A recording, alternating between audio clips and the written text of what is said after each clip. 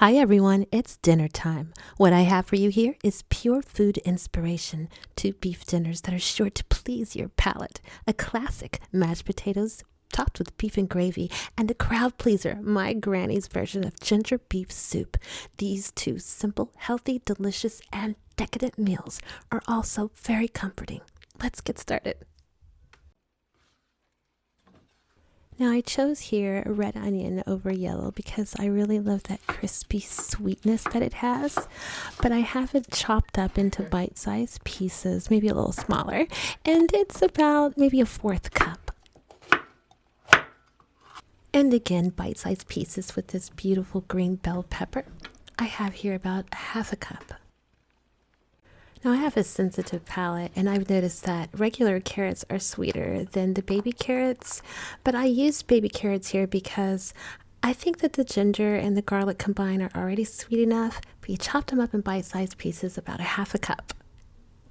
Next, chop 2 cups of white button mushrooms, and you guys look at this cabbage. Doesn't it look like a brain and a brain stem?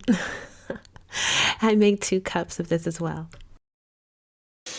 What can I say, guys? I believe in cleaning my vegetables. Everybody looks at it as an extra step, but I just think it's part of the process. And besides that, and if you agree, write in the comment box, but I can taste the grittiness when the vegetables aren't clean. So to complete our prep, I have a tablespoon of garlic, a tablespoon of ginger, 2 tablespoons of parsley, and a tablespoon of green onions. Let's not forget about the star of the show, beef. 2 cups, cut small, but remember they shrink when they cook. Now we're going to take our beef over to 1 tablespoon of oil in our pot and evenly place our cuts of beef on the bottom. Well, I do this because I found that not only does it help with heat distribution, but it also helps the beef stay more tender. We're cooking 2 meals, remember, so go ahead and take your other half of the beef and put it in the other pot. Go ahead and season both pots well with kosher salt, black pepper, and Italian seasoning. Both pots need to be on medium-low while the seasoning process is being done here. Oh my goodness, it smells so good, you guys. And finally, in the first pot, we're going to go ahead and put in 1.5 tablespoons of ginger.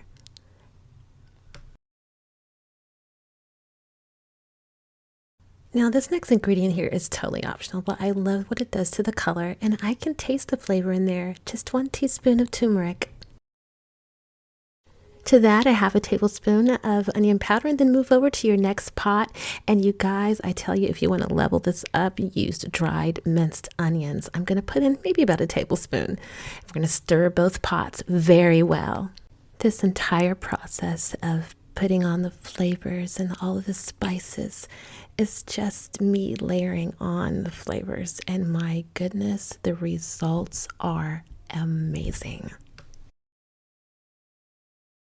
Okay, so next we're going to go ahead and place in our green bell peppers and red onions. Isn't it beautiful? Just mix it all up. Just incorporate all of those flavors in there. Let it cook down a little bit and let those flavors marry before putting in your carrots. We're going to turn both eyes up a little, maybe medium high, and onto the next pot, about 1 tablespoon of flour. Now this is really going to help with the tenderization of the meat. And to that we add 2 cups of beef broth and 2.5 cups of water. Now the boil time for that's going to be about 30 to 45 minutes, and then we can move on to the next pot. The first pot, we're going to add in our garlic and ginger, incorporate that in really well.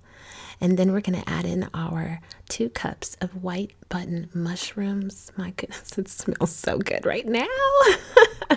Now again, it is so important, don't skip it. Incorporate all of that seasoning in there before adding in half of our parsley and green onions. And then on top of that, we're going to put in our cabbage.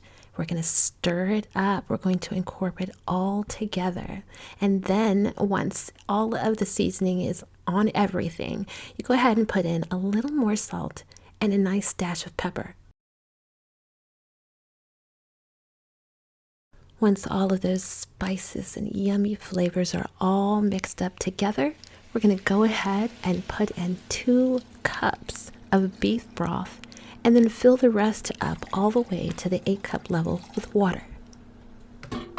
Go ahead and give it a light stir and make sure you feel the consistency with your spoon. Make sure that you have enough ingredients in there, and you want your vegetables to be able to float. If they're not floating, you don't have enough liquid in there. Put the top on and let this cook for a good 45 minutes to an hour. Oh my goodness, it's time to plate. Pure food inspiration. This is the mashed potatoes that I made. I made it with just yellow mashed potatoes. Top it with that beef and gravy. Oh my goodness. You cannot go wrong here, you guys. This is a classic. And on to our soup. Will you just look at this? Look at this meal. Top it off with your parsley and your green onions.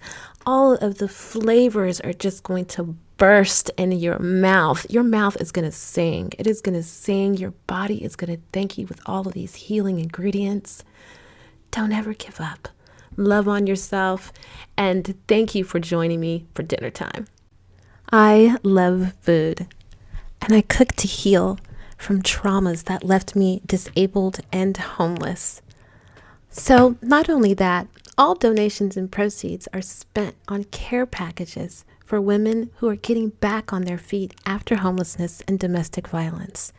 Pens and journals, robes, and people don't realize how hard it is to be able to even clip your toenails when you're homeless. I thank you for all of your support and what it will truly do to other people's lives. Bless you. Love on yourself. Believe in yourself. You got this.